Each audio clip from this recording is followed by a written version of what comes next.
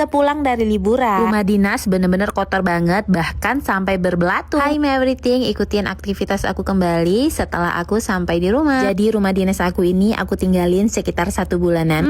Jangan tanya ya kotornya kayak apa. Ada aku tiap hari di sini aja kotor banget. Debu-debu selalu berserakan. Apalagi kalau nggak dihuni selama 1 bulan. Pasti kebayang betapa kotornya ini. Bahkan bawah kolong meja dapur aku ini ada penghuni baru, yaitu belatung. Jadi kemarin sebelum aku pergi aku kelupaan banget. Aku itu ninggalin ubi atau singkong yang nggak aku masak-masak. Aku kira bakalan kering aja dan layu. Rupanya ubi-ubi itu terkena air hujan, soalnya dapur aku ini tuh bocor. Bocornya itu tepat banget di bawah kolong dapur ini. Apalagi selama aku tinggalin, si cuaca di sini hujan mulu, nggak merembes ke bawah. Hasil ubinya pun menjadi busuk. Nah tadi bagian bawah sudah aku bersihkan. Masuk piring aku yang di rak itu aku juga cuci lagi. Soalnya kondisinya itu udah nggak bersih lagi bun. Terus setelah itu sampah-sampah aku bersihkan. Kemudian di sini mejanya mau aku singkirkan dulu benda-benda yang ada di atas. Nah kalian bisa lihat sendiri betapa banyaknya debu dan kotor banget. Itu debu dari atas. Aku tuh heran banget. Rumah dinas aku ini gampang sekali berdebu. Mungkin itu karena di daerah rumah dinas aku ini deket banget sama mesin PLTD. Hingga debu-debu itu sering ngumpul di daerah rumah dinas ini bun. Di bagian dapur ini sehari aja nggak dibersihkan, pasti debunya udah tebal terus juga menghitam. Lalu setelah barang-barang disingkirkan, butiran debunya aku bersihkan terlebih dahulu. Kemudian baru deh di sini aku sabunin. Karena kalau dilap-lap aja nggak bakalan bersih. Sebab ini tuh lengket dan nempel banget. Jadi harus dicuci pakai sunlight. Termasuk kompor aku ini juga aku cuci karena lengket banget. Kalau cuma disemprot aja nggak bakalan hilang. Padahal seingat aku sebelum aku pergi, dapur dalam keadaan bersih dan rapi. Nah termasuk bagian meja di sini juga aku cuci. Atasnya itu pakai stiker. Cuci pula kayak gini pasti mengulpas. Tapi ya udahlah nggak apa-apa. Kebetulan aku juga masih ada sisa stiker. Kalau semisalnya ini copot, masih ada ganti barunya kok. Oke, bagian kompor sudah aku sabuni. Gak lupa bagian meja juga sudah bersih. Kemudian di sini aku lap lagi pakai celing agar semuanya itu benar-benar bersih dan keset. Kelihatannya di situ air sabunnya itu benar-benar kotor banget dan berdaki. Jangan tanya ya capeknya kayak apa, tapi nggak apa-apa, aku happy aja. Apalagi diri aku ini tuh udah di charger ya, liburan sebulan yang lalu. Jadi bersih-bersih kayak gini tuh nggak apa-apa banget. Ini aja bersih-bersihnya masih mikirin untuk liburan berikutnya. Tapi tidak ya, nggak usah direalisasikan, stop pemikiran itu. Kalau diturutin lama-lama dompetku pun menjadi kempis.